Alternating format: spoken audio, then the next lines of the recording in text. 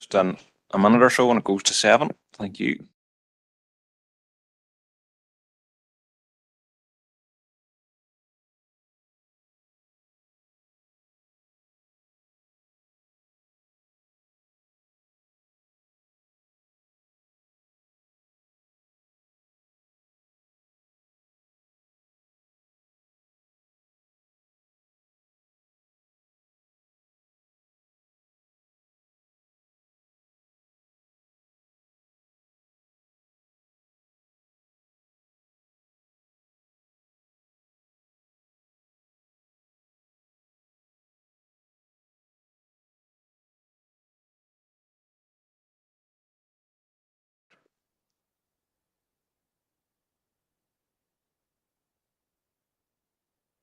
Is the recording on?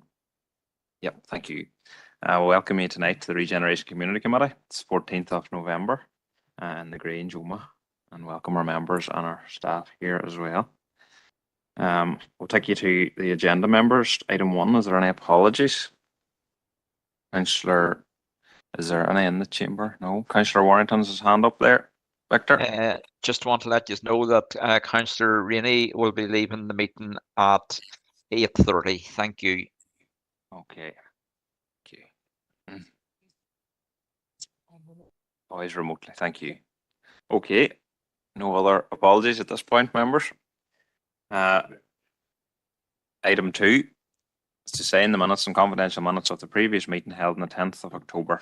Those have been signed, members. And item 3, have we any declarations of interest tonight?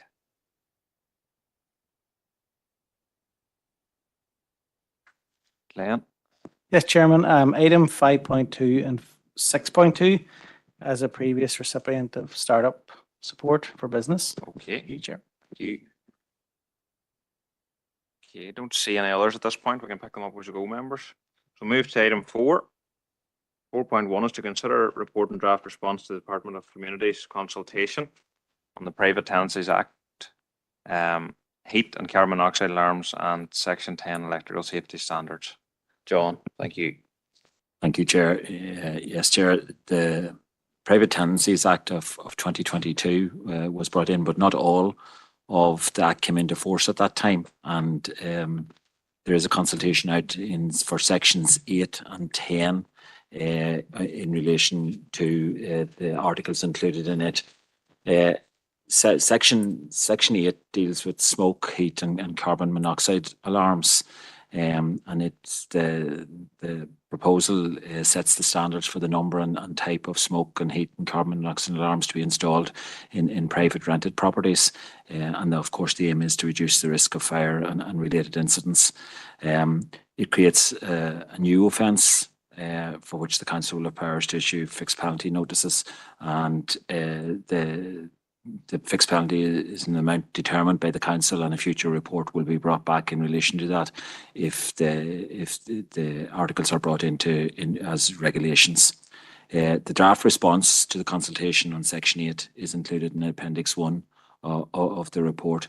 And it does indicate that the council is largely content with the regulations, but it does highlight that the Section 8 regulation should also be extended to single lets, which it isn't proposed at this point in time, so as to give them the same protections and safeguards as the private rented and social tenants, and so as not to create a two-tier system. Section 8, it is anticipated that it will come into operation early next year, and there will be a lead-in time of 2 months, so quite a short time for landlords to comply. Section 10 deals with electrical safety standards, and again for the safety of those rented tenants, and it is again to reduce the risk of death and injury. It introduces the requirement for electric safety standards to be met during the period of the property let, and for electrical inspections to be completed by a qualified electrician at least every 5 years on the property, and the landlord has to provide proof of that testing and to ensure that it has been carried out, and indeed that repairs have been made in accordance with that. Again, there is fixed penalties to be determined by the council, and again, a future report will be brought through for council for the determination of those fixed penalty notices should the regulation come into effect. The draft response to the consultation on Section 10 is included in Appendix 2.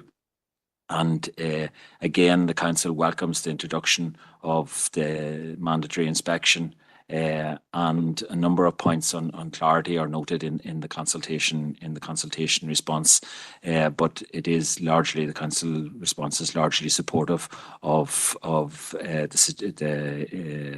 plans to introduce Section 10. There is no indication yet as to the implementation of it, but there will be a longer lead-in period time of 12 months for all tenancies to comply once it is set in stone. And as I say, members will be provided with a further update prior to the implementation of the new legislative powers on the fixed penalty levels. So therefore, Chair, the Council recommends that the approval of the response on behalf of Mananoma District Council to the Department of Communities consultation on Section 8 and Section 10 of the Private Tenancies Act. Thank you, John. Comprehensive response. Councillor Armstrong. Chair, thank you, John, for bringing that report. Yes, I welcome that. I mean, public safety is vitally important, and I'm sure we're all aware that there have been incidences of carbon monoxide poisoning, regrettably, even in our own district. I'm more concerned really about the additional burden to the council with to provide this function. I mean, it's a long-term function, and no matter how diligent we are, should our officers have success in persuading private landlords to observe the regulations. Therefore, if we're relying on penalties to fund this, I don't think that's a good way to go about the business of the council, really. It's just to put that on record. But certainly, I appreciate the amount of work that's gone into the response, and I'm hopeful that at some stage DFC will understand the pressures being put on local councils. Thank you, Chair. And with that, propose to note the report. Thank you. Armstrong. Just a seconder, please, members, for that. Councillor Thompson. Thank you. Okay, all agreed. Thank you, members. Move on your agenda to 4.2 is the draft response to the Department of Health and Social Care consultation on creating a smoke-free generation and tackling youth vaping. Yes, thank you, Chair. Yes, another consultation from the Department of Health and Social Care on the consultation creating a smoke-free generation and tackling youth vaping. Your views. So it is very much a consultation on trying to find appropriate regulations in order to manage this. There are a number of publications which already have been issued by the department, but this consultation really asks three questions for which new legislation may be anticipated. One is creating a smoke-free generation. Secondly is tackling youth vaping, and I know it has been an issue here within the council, the issue of vaping, and much work is going on in that regard. And thirdly, in regard to enforcement. The big change that is suggested in creating a smoke-free generation is that it will make it an offence for anyone born on or after the 1st of January 2009 to be sold tobacco products. And therefore, the law will stop children who are turning 14 this year or younger from ever being able to be sold tobacco products, and therefore raising the smoking age each year on year until it meets the whole population. The UK government and the Scottish and Welsh parliaments also will make it an offence for anyone over the legal age to purchase tobacco products on behalf of someone else born after on or after the 1st of January. So as someone who is older than 14 years of age, for someone to go in and buy it on their behalf as an adult and give it to them, it will also be an offence. It's intended that all tobacco products, cigarette papers, herbal smoker products will be subject to the proposed age of sale. But all products such as vapes and nicotine replacement therapies would be outside of the scope for the smoke-free generation proposal, as they don't contain any tobacco and are often used as a method for aiding the cessation of smoking. A subgroup of environmental health have enabled the return or the response to the consultation, and our council officers are in agreement with that response, which is included in Appendix 1. And I have to say it is quite a detailed response on creating smoke-free generation, and it asks about various elements of vaping especially, and whether we would be in agreement with it. And I think the response indicates this level of discussion that has taken place here in the chamber with regard to vaping and the sale of vapes. So therefore, Chair, it's recommended that the Council approves the response on behalf of Mananoma District Council to the Department of Health and Social Care consultation on creating a smoke-free generation and tackling youth vaping. Thank you, John. Councillor McElduff. Thank you, Chair. Thanks, John, for that update. I accept that the consultation has a particular remit in 3 areas. You know, there's 3 focused areas. I was just wondering, is there scope in this document for stating our council's opposition to the sale of single-use disposable vapes, you know, on health and environmental grounds? You know, just is there scope in this? And then secondly, if you go to paragraph 1.7, I think this is a key paragraph. You know, vapes can be considered as a tool for adult smokers. And that's not our emphasis. Our emphasis isn't in that area. You know, our emphasis is vaping among children and young people. We want to ensure that 9-year-olds and 10-year-olds and 11-year-olds are not vaping. I've said it here before, at a local residents group meeting, I was told eyewitness evidence of 9-year-olds lifting vapes off the ground and getting a few remaining puffs from that product, you know, in Oma. And so vaping is a very serious issue, but our Director John has referred to a round table session that we had here, just to ask for a wee bit of an update on that, because we had cancer focus and education and health authority people, you know, here working together in a partnership way to highlight the dangers of vaping among children and young people. And then secondly, to note that within the neighbourhood renewal programme, that Mairead Taggart, who's a health coordinator within the neighbourhood renewal, is leading on an initiative of engaging young people and organisations locally on tackling youth vaping as well as an issue. So, you know, I would want to propose this consultation response, but maybe some of those issues could be addressed in a response from John as well. Thank you. That, Councillor. Do you want on, John, at this point? Yeah, Chair, I think there's no issue with including the opposition to the sale of single-use vapes in the consultation. We can certainly include it. I think the issue of sale of vapes to children, I think it is inherent in the response that is already there. We can certainly try to see if we can strengthen it in any means or whatever. And I don't think that will be an issue at all, because we have said continually throughout this document, especially when it's talking about the various flavours of vapes that are available, that those aren't to be used as nicotine replacements, but those are for, you know, to encourage people to start vaping rather than as nicotine replacement. And we have highlighted that in a number of places in the response. In relation to the round table and the actions coming out of it, there have been discussions among all of the partners that were at that round table meeting in relation to coming up with some sort of plan for our district here in relation to youth vaping, and we will be bringing a report in the future in relation to the outcome of those discussions. Thank you. Just a seconder, members, please. Councillor McElduff, do you want to follow up on that? I know it's more appropriate for the Environmental Services Committee, but if we could just note for now that a proposal also to increase signage at our recycling centres, I think we have 15 of them, for the appropriate disposal of single-use vapes, because although the NIEA guidance came in August, you know, that you put them in the waste electrical small appliance section, it's not absolutely clear in terms of signage at our civic community sites. Thank you. Okay, Councillor Green.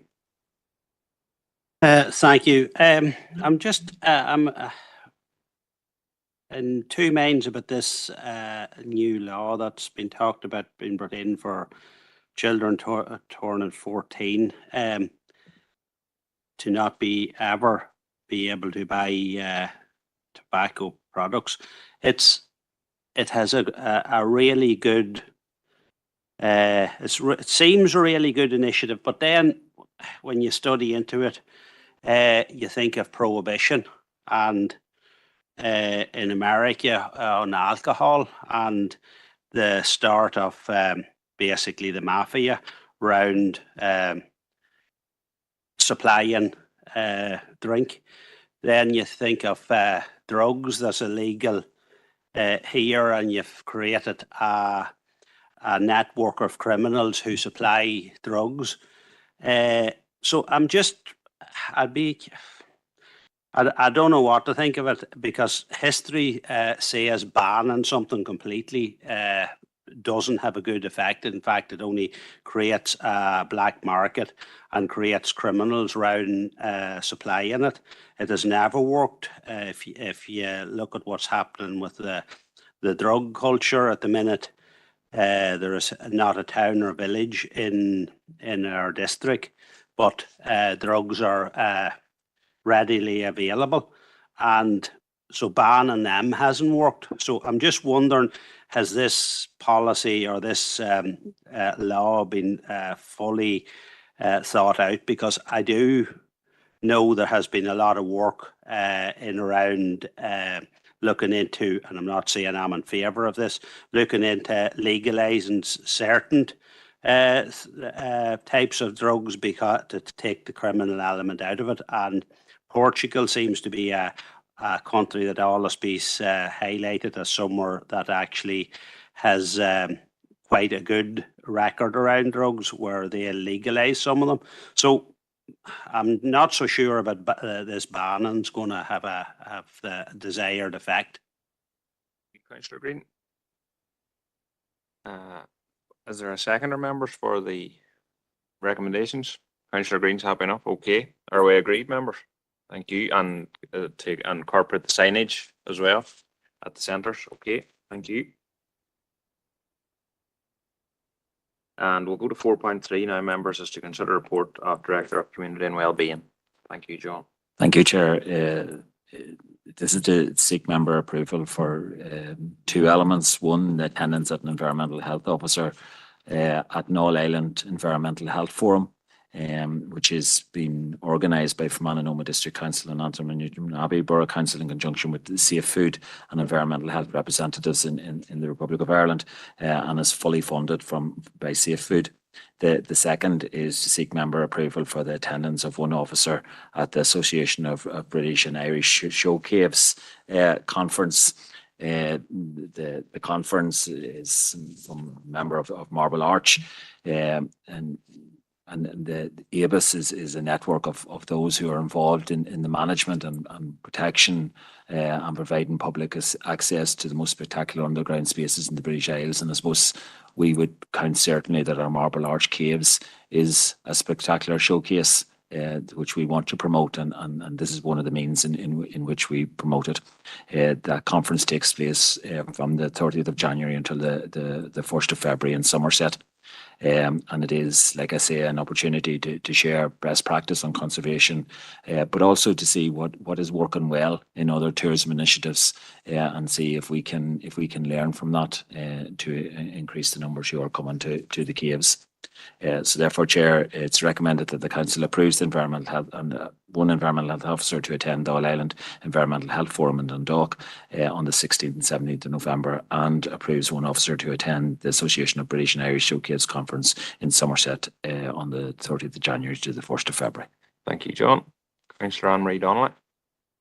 Chair, I'm happy to propose the recommendations. I think it's a good opportunity to have the all Ireland nature of for the environmental health practitioners come together. And also in terms of the Marble Arch Caves, I had the opportunity recently to have a candlelit tour of the caves, and we learned a lot from the excellent work that's going on at the Marble Arch Caves, and the fact that they've been asked to come and share their best practice at that conference, I think is testament to the excellent work that's going on there. And it's a great opportunity to showcase their good work, but also to learn from others. So I think it's an excellent opportunity for the council. So happy to propose that. Thank you, Councillor. And Councillor Armstrong. Thank you, Chair. Yes, I'd like just to second Councillor Anne-Marie's comments there, or second the report and the recommendations. And following up on the visit to the caves, just to put on record appreciation of the tour we had. It was a really, really good example of experiential tourism.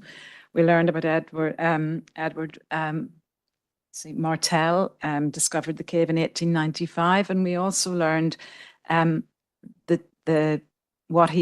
he in darkness, because we were given a candlelight tour in complete darkness, how he could discover the flow of water, what direction it was in. And that is something really special for tourists to take away, the time and the expertise, reliving that story in authentic costume.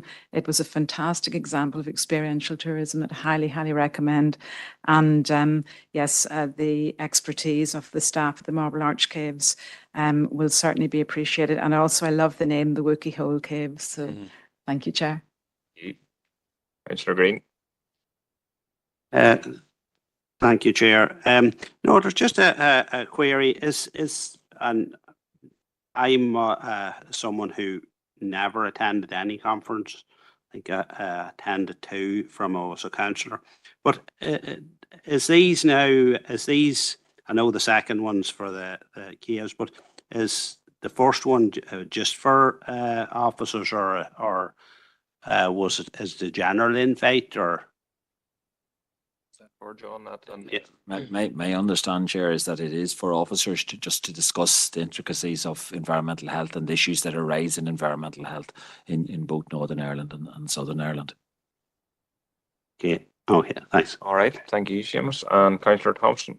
Yeah, thank you, Chair, and thank you to Director Boyle for his report. Just an issue of clarification there, John. On 2.1, it refers to the All Ireland Environmental Health Forum. And then you go to the recommendation, it refers to the All Island Environmental Health Forum. Is there a proper title, or we could just get a wee bit confused here? I'll get you clarification on which one it is, Councillor, whether it's Ireland or Ireland. And sorry, I should have picked up that myself, but I'll get clarification as to what is the official name of it. All right, thanks. Thank you, John. Councillor Green. Sorry, I couldn't hear that last point there with the humming. Maybe we need to go home. Right, that's agreed, I think, anyway. Thank you, members. We'll move on now to 5. And item 5.1 is to consider a report on draft response to the consultation on approach to 10x technologies and clusters. And Kieran's bringing us this report. Thank you, Kieran. Thank you, Chair. Just to say, the request for a report, a draft response to the Department for the Economy's consultation on the approach to 10x technologies and clusters. A report is set out in appendix, I think it's appendix 2, and in the bulk of the report, we talk through the key elements identified in terms of important for Fermanagh and Omagh District Council. So 2.1.1, while we acknowledge the 7 priority sectors, we also ask them to also add other an acknowledgement of a mixed economy and the fact that we have 8,500 SMEs. I think in addition to that, I would be suggesting that we also include tourism as one of the priority sectors, and also as part of it being tourism, introducing as a unique selling point regenerative tourism, which is particularly relevant to this council area. We also acknowledge that traditionally, or that economic policy approaches to date have taken a one-size-fits-all solution, which lacks the agility to adapt to local characteristics and needs within our district. And the focus to date has been on city economics, our economies, leaving other places behind. It is suggested in our response that there must be assurances in the design, development, and delivery of technologies and clusters to allow operation at sub-regional level, including Mid-South West and local level as well. The Council notes the partnership approach between central government, local government, business and academia can only meaningfully be delivered through shared responsibility, prioritisation of enabling legislation and policy and the provision of resources. The Council's response also acknowledges that since there's no universities cited locally, there needs to be a commitment from university partners to full and meaningful engagement with our sub-regional and local council business communities. And while the consultation acknowledges the sub-regional supporting specialisms through growth deals and indicates that over 600 million is to be invested in innovation and digital support, it has also suggested that additional resources and finances are provided by the Department for Revenue and Infrastructure to be meaningful and supportive of our local businesses. Kieran, thank you very much. That's a big response as well, members. We'll go to Councillor McElduff. Thank you, Chair. Again, I'd be happy to propose this, adoption of this, but a couple of points. Question 6 asks a question about sub-regional approaches, and I just thought there was scope in that for a more elaborate answer. You know, take our opportunity to state our things about regional balance. And fact of the matter is too, there's 3 consultations on this right now, 3, but none of them are in Tyrone or Fermanagh. So if we could find some space in this document to reiterate that point, we made it to Michael Lyons, we make it to them consistently. Even within NILGA, I got the opportunity to raise it last week, and you know, hopefully it's reflected in the NILGA response, but it would want to be reflected in our own response as well. The idea that none of the 3 consultations took place rural west, sometimes people call it, west of the Ban, counties Tyrone and Fermanagh, this council area, not even Dungannon, not even Cookstown, not even Strabane, as I understand it.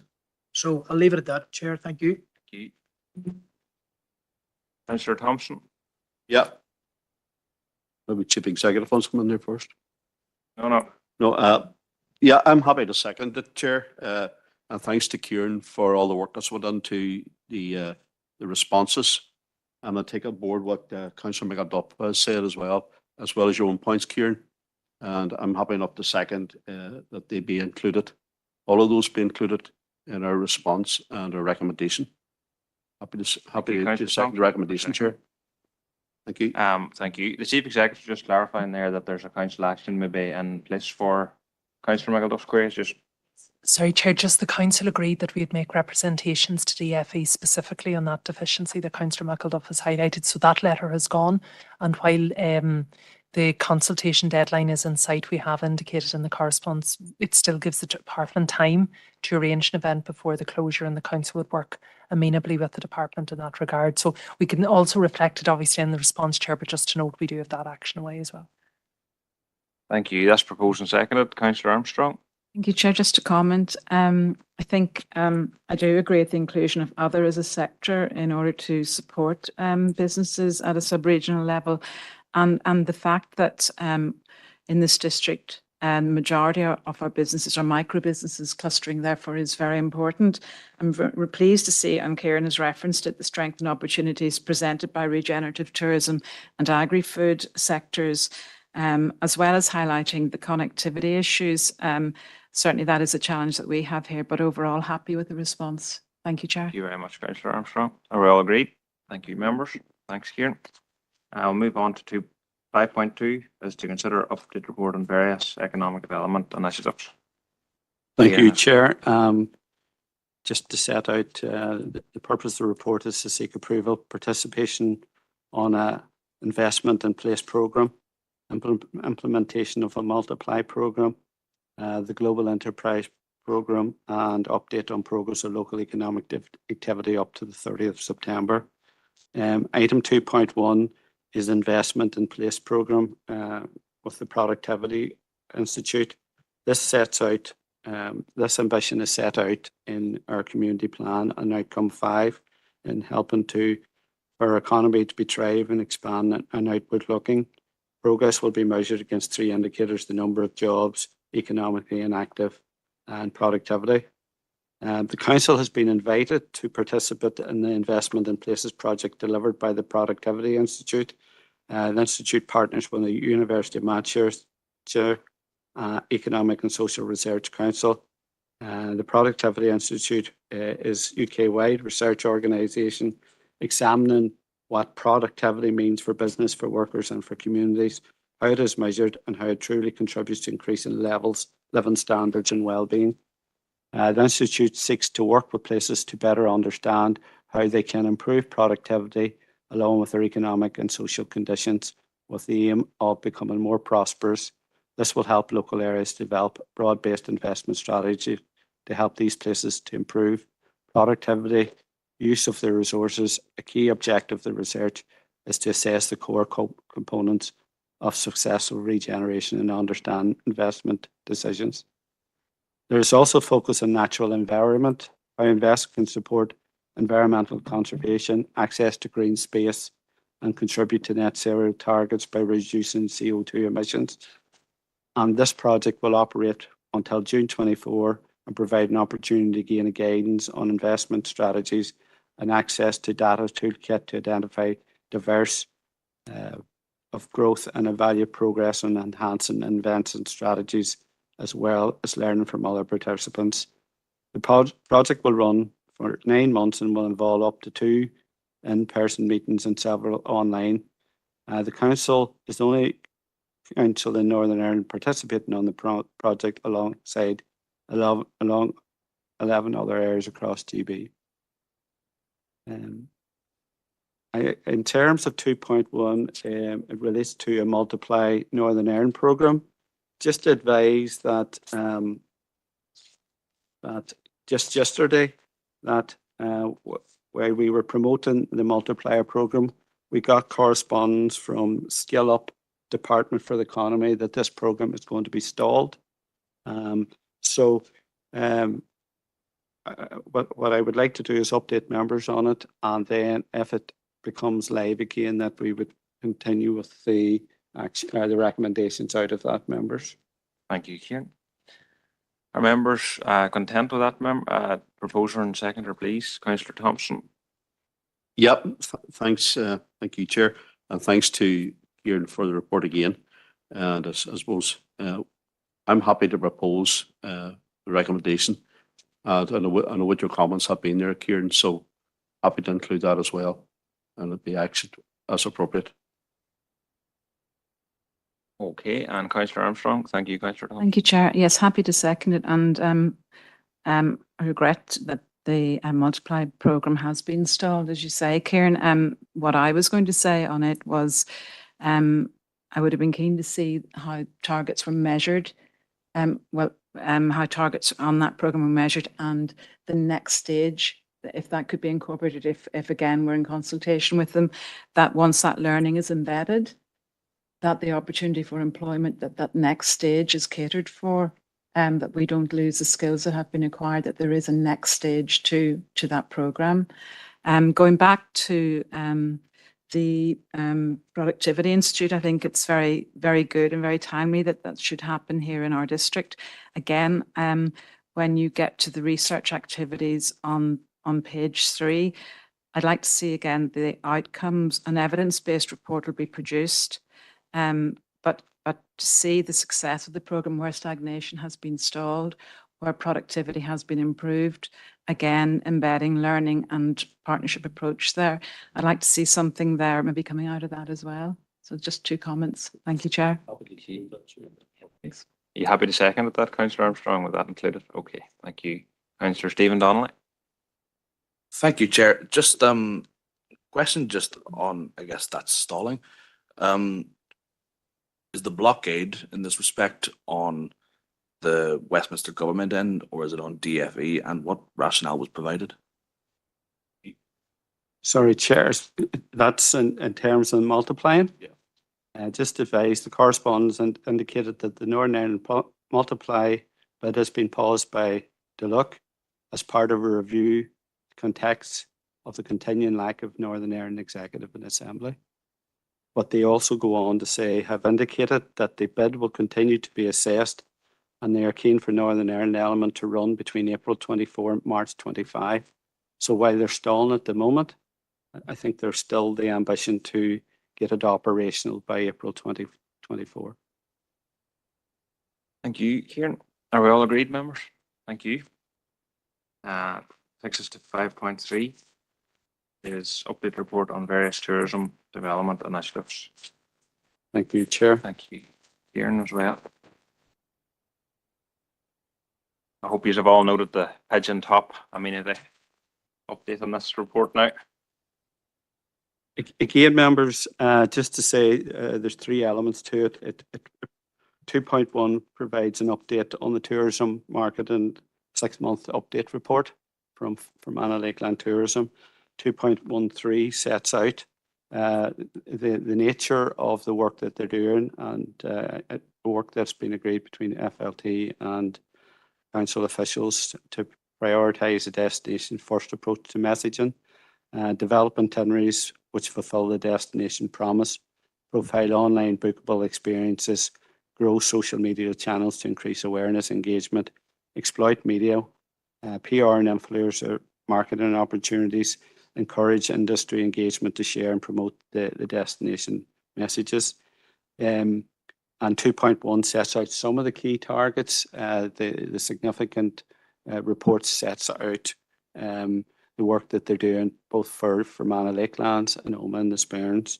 So some of the targets and measures there in terms of number of online bookable experiences, our target's 100 and we have 68 at this point up to the 30th of September. Number of 48 to 72 itineraries, the target's 5. At this stage we have 2 developed. Social media is down at 872,578, but there's a bit of time to get that up and going. And visitor spend not currently available. And number of providers on the 2 destination websites, the target was 300. We have already achieved 384. Members then had asked us at a previous meeting to provide an update report on the Pigeon Top. And again, there is a report in Appendix 2. Part of the report was included in terms of within the bounds of our visitor experience development plan and assessing it along the VICE model, which is visitor, industry, community and environment. So it acknowledges, the report acknowledges the Pigeon Top, its isolation, but also the fact that it's on our Sperrin roadmaps, etc., like that as well. It has been prone to some antisocial behaviour over the years, but kind of appreciating the remoteness of the amenity site, the nature of the visitor, which is primarily a passing traffic, and the reasons to create additional dwell time, outdoor recreation, that could be interpretive panels, and I think that's something that we can work on. The site has picnic facilities with continued maintenance of the facility. And again, while we could explore the potential for a coffee stand pitch, I suppose anybody aware of the area will know that there's been no organic kind of food services there, so but it's something that we can explore. And the third area is Hospitality Ulster Memorandum of Understanding, that following a recent meeting with council officers, correspondence has been received from Hospitality Ulster inviting council to formalise a link with Hospitality Ulster through a memorandum of understanding. So the mission is to provide businesses with practical support, resources and accredited suppliers offering industry-specific services. Both meetings are held to members' venues on a rotational basis. And just to note that the current vice chair is a local hotelier, Mr. Michael Cadden. Thank you, Kieran, for that report. And there's 3 recommendations there listed at item 8, members. Councillor Stephen Donnelly. Thank you, Chair, and thank you, Kieran, for that report. I'd proposed some time ago that we do look at the issue of Pigeon Top. And I think that this is a useful conversation to have. As someone who lives near the area, I mean, I'd be more than happy to acknowledge that I think that there are limits to what can be done in terms of developing the site, just given the infrastructure of the area. It's quite similar to Slough and Glen in that there's limits in terms of the kind of vehicular access to the area, and so it wouldn't lend itself to the kind of development that we've seen in the likes of Courts and Glens. But nonetheless, I find that whenever I've invited people here locally, anytime I've brought them to Pigeon Top, it's something that's been enormously enjoyed and welcome. And I think that there are opportunities there, and I welcome the fact that on the basis of this we can explore what we can do to sort of help to further develop the area, including sort of the restoration of some of the picnic facilities that have kind of gone to the wayside in recent years, and hopefully also bringing some additional information about the local area, because it's a real hidden diamond within the community, and I think people recognize that there's huge potential there, but ultimately there just needs to be a bit of creative thinking about how we can maximize that. So I'm more than happy to propose the recommendations, Chair, and welcome the thinking that's gone into this. Thank you. Councillor Anne-Marie Donnelly. Thank you, Chair. I'd like to follow up on Stephen's comments there, particularly in relation to the Pigeon Top. This is in my own area, like your own, Mark. I think that the report presented on that is maybe missing a trick on it, really. I think it is a very exposed area. And I think the passing traffic is vehicles is really what it's referring to in the report. But what I see is mainly people out walking, and there's really nowhere if people wanted to stop and take a break where there's shelter of any kind. It's really 3 or 4 picnic tables there where you're completely exposed to the elements no matter what the weather. So I think maybe if we looked even at the opportunity of looking at, because I've seen this in other places where you could have a picnic table, but maybe kind of an open shelter that it's closed on one side or whatever, just so people would have a way of sheltering, that if they did want to shelter from the rain or walking, whatever. Another thing we could suggest too is the views from there are amazing. Why not encourage someone to maybe run an outdoor art class there or something? I wouldn't be in favour of the like of looking at coffee facilities there, because I don't think it is in keeping with the environment. I think the natural environment is what we should be promoting. So maybe, I know that the minute we're not looking at how much money is available, because I know there's very little money available for these things, but maybe if we look at the type of tourism that we could look at for there is opportunities to maybe think a wee bit differently there, and to maybe encourage people to come and spend a while there because the views are fantastic. But other than that, I'm happy enough to second the recommendations. Thank you. Thank you, Councillor. Councillor Armstrong. Thank you, Chair. Yes, I wanted to make some comments just really on FLT, on the report submitted. I note that the new tourism NI strategy is out for consultation, and the message coming through from that is that overall tourism offering must be based on quality at all levels. Post-COVID, visitors are prepared to spend more to enjoy a quality tourism experience. And to that end, it begins with the footprint that we lay down right from initial inquiry through to composing the itineraries, making the bookings, the feedbacks, and following up post-trip. And to create this world-class experience that is mentioned in the report, it may be useful to examine what really it is that makes a world-class experience. This doesn't have to always be premium and pricey, but it's the experience and what lingers with you following that experience. So I would like to see a comparator on what constitutes a world-class experience and how it could be matched within this district. Itineraries that are suggested are a first step, but one of my suggestions actually that came to me was that FLT should provide an itinerary concierge, and that concierge, whether it be virtual or real, takes tourists through the planning of a 1, 2, or 3-day itinerary. And furthermore, all funding is constrained, so collectively we really do need to embrace technology, and I would like to see FLT take the bold step to go paper-free.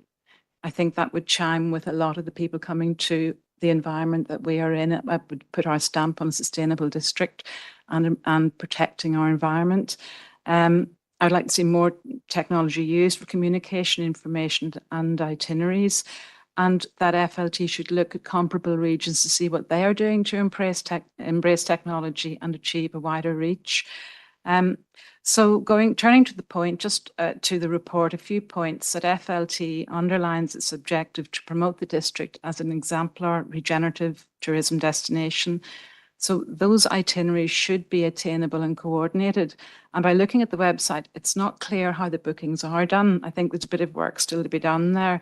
Does the searcher on the website put them through together, put their itinerary together themselves?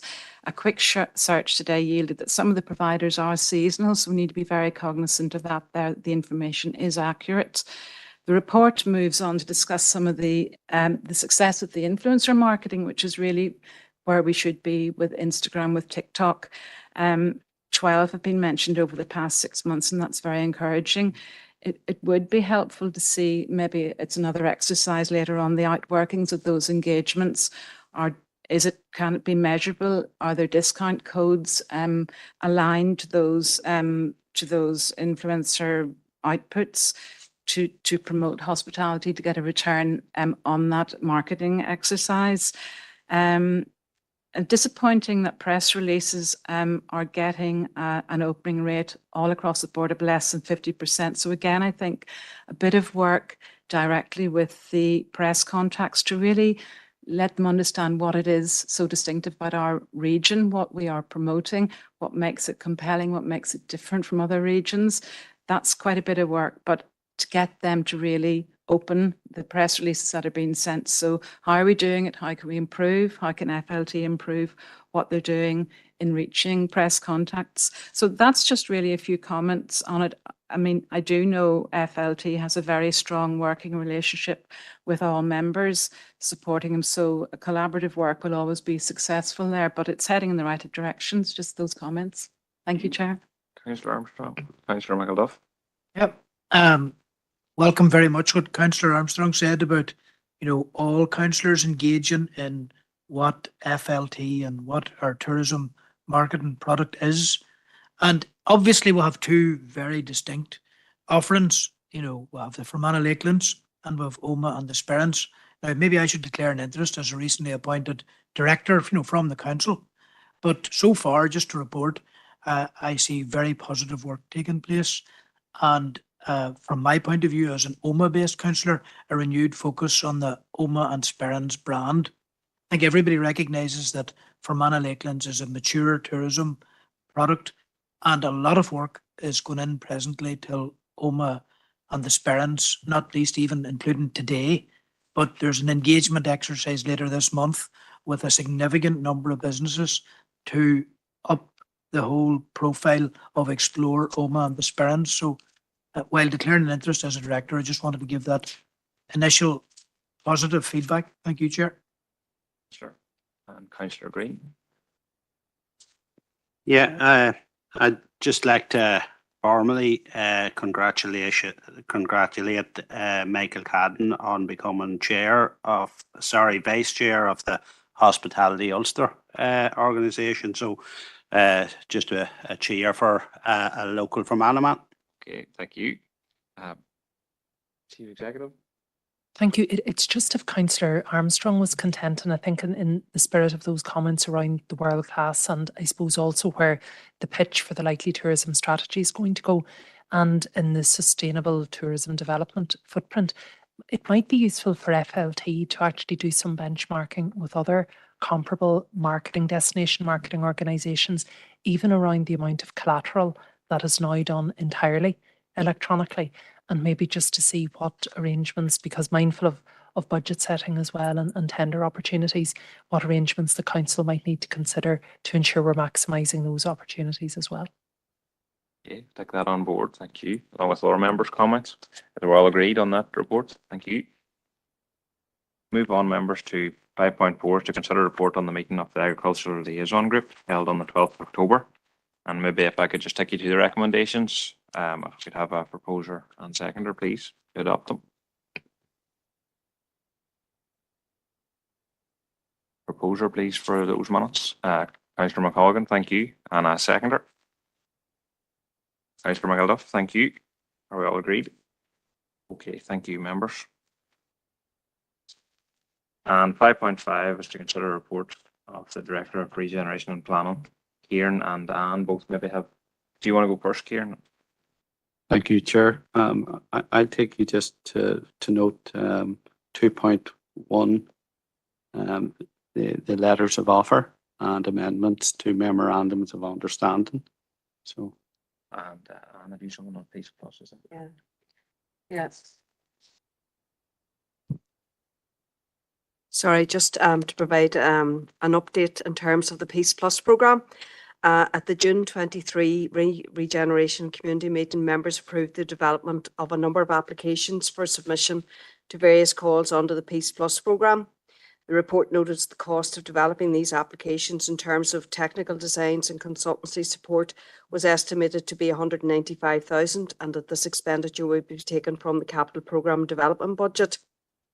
Just to bring you up to date then, in terms of investment area 1.4 re-imaging communities, an application for Oma Peace Park was submitted to SUPB on the 7th of September. The total value of this application is 8.37 euros.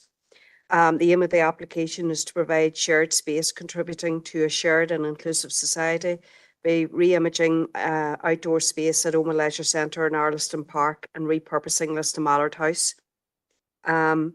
An application is also being developed with Cavan County Council and Monaghan County Council for investment area 4.2, which is around rural regeneration. And the focus of the application from the council's perspective is the redevelopment of the former PSNI site in Newton Butler. And the call for this investment area is expected to open imminently. Council is also actively involved in a number of other potential applications which will positively impact on the council district across the district, including those relating to water quality, cross-border catchment and biodiversity, nature recovery and resilience. Members will be aware that it is a mandatory requirement of the Peace Plus programme to have planning permission in place for all capital works before a letter of offer is awarded. The council will therefore have to procure design teams for the capital projects in which it is the lead partner.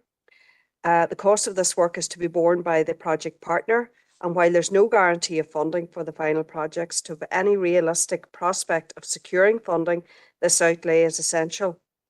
While the final costs of this work will only be known after the completion of the procurement exercise, sufficient provision is available to cover the costs of the work. The capital programme team is currently developing the required procurement documents for the appointment of the design teams. The design teams will be procured from REBA stages 0 to 7 with a break clause at REBA stage 3. And at this stage, planning applications will be submitted. The design teams will only be re-engaged if the applications to the Peace Plus programme are successful. It's anticipated the work will start in the 23-24 financial year and will be completed in the 24-25 year. The cost of this work the cost of the work being completed in 23-24 will be met through the capital programme development budget, and the funding required for 24-25 will be determined after the procurement process and will be included in the estimates process for 24-25. The council is also working in partnership with several organisations to develop an application to investment area 2.4 smart towns and villages. The current partners include Southwest College, Ulster University, Atlantic Technological University, and the details of the project are still being developed, and more partners may be required to enhance the application.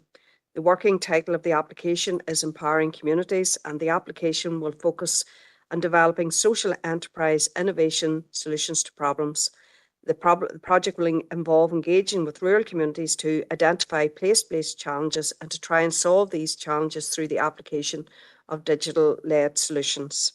As part of the research to support the application, a project partner meeting was arranged on the 14th of December, but that has now been postponed until January, but hopefully it will still go ahead in January, so I'm still asking for approval for that particular visit.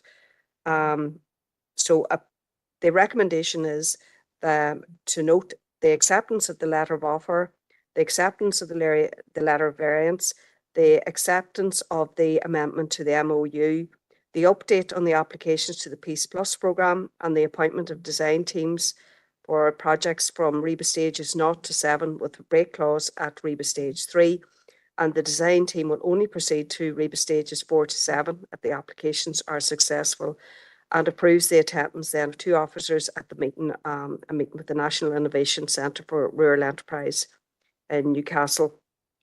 Thank At a you. date to be arranged. Thank you for that, folks. Councillor Campbell. Yes, Chairman, apologies, but I neglected to declare an interest in this item earlier. Okay, no problem. Councillor Withers. Thank you, Chair. Yeah, I just want to propose the recommendations, and I want to welcome an update there from Anne, particularly on the Pace Plus programme aspect of it, and the plan seeking investment for the creation of our smart towns and villages in rural areas.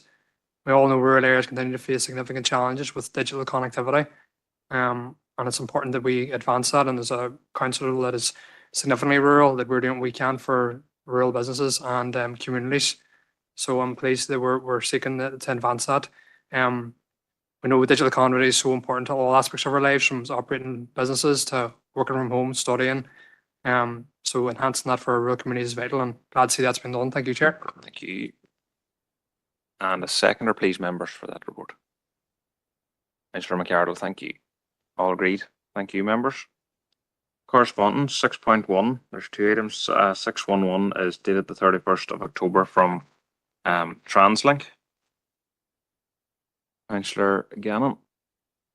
Thank you, Chair. Firstly, it's good to see TransLink and DFI get back to us fairly quickly on this. I'll propose to note the solution that they've proposed on paper looks okay. We'll have to see about the viability when they talk, in particular with parents and users. They're talking about nearly doubling the journey time from about 20 minutes to nearly 35, well, exactly 35 minutes according to their own timetables, which is quite a significant increase, which might make it not a goer, that solution. But I'll be engaging with parents and the students myself that are affected. But hopefully we'll see what they say, and we'll see if it's a viable solution, Chair. Thank you. Okay, thank you. Councillor Green. Thank you, Chair. Yeah, this is a problem that has been ongoing for a long time, and I know Councillor Anthony Feely has been working on this as well. I know it's a problem of me being a bus driver myself. It's an ongoing problem at lots and lots of schools where there is no proper parking bay or anywhere that buses to pull in, and you're pulling up at schools and you're either dropping them on the far side of the road, or you're trying to edge into the gateway, and children are then getting off on the roadside of the bus.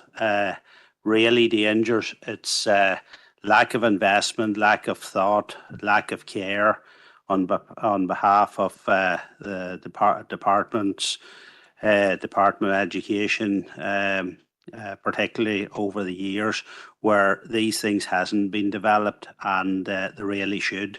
One of the possible solutions that should be considered, in my opinion, is the same system that there is in America, where a bus stops and the door opens, the flashing lights come on, and that is the equivalent of a red light on the road.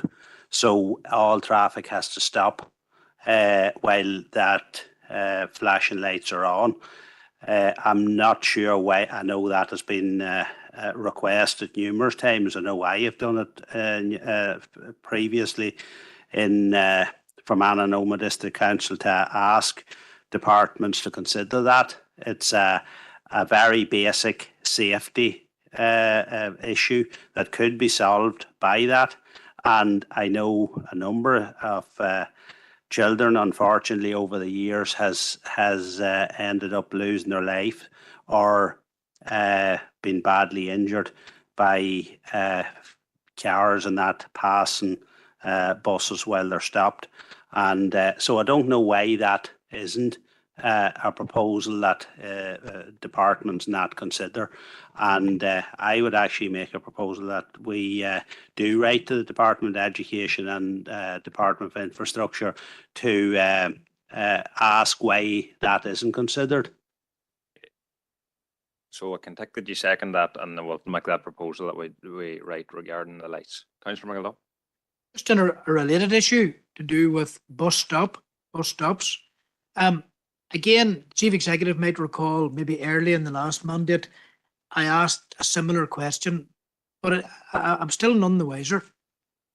How do we go about getting a covered bus shelter on the Tamlet Road in Omagh?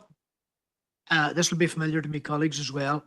In and around Sperrin, Shandon, Summerfield. That's the area specifically where a large number of people would assemble for the town service. How do we go about it? Whose remit is it? Is there a private company involvement? Is it TransLink? Is the council still has some remit for rural bus shelters, I think? And that'd be one location. The other location I would highlight would be Coolnagyard. Coolnagyard is a village within the town of Omagh. There's 300-400 houses there. And the community association there is very much prioritising the need for a bus shelter on the main thoroughfare into Coolnagyard. So I have this vision. It's not a very big expectation, but it's a vision that there would be 2 covered bus shelters, one at each location. How would I go about that, or how would we go about that?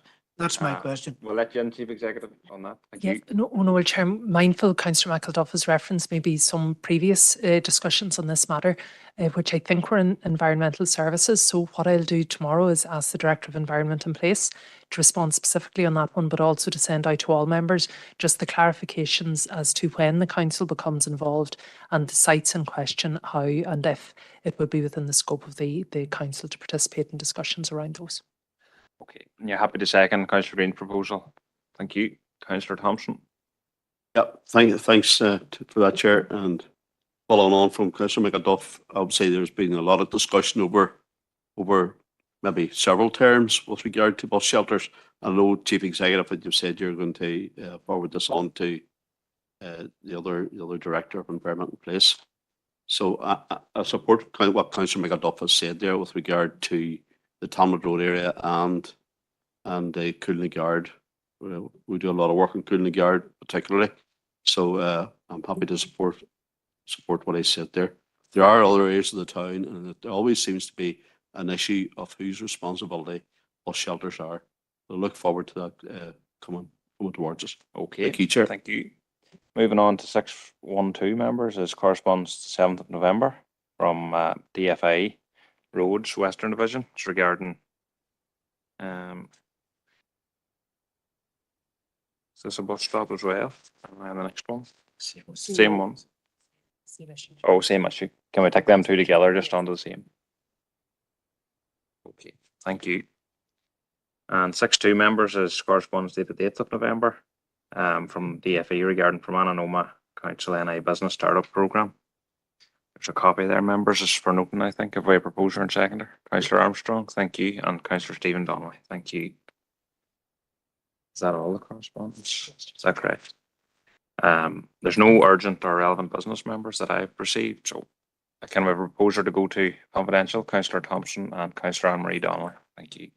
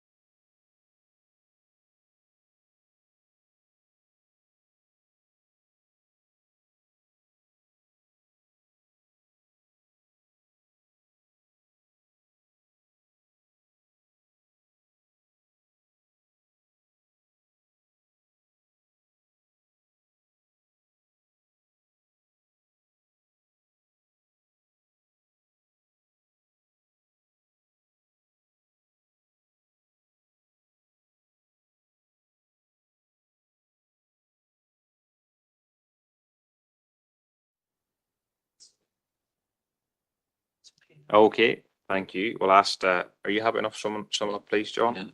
Thank you, Chair. Chair Wilson, committee members considered a report on property-related issues and agreed with the recommendations and other courses of action. Thank you, John. And a proposer and seconder for that, Councillor Stephen Donnelly and Councillor Armstrong. Thank you, members and our directors and team here. Enjoy an early evening home and good night.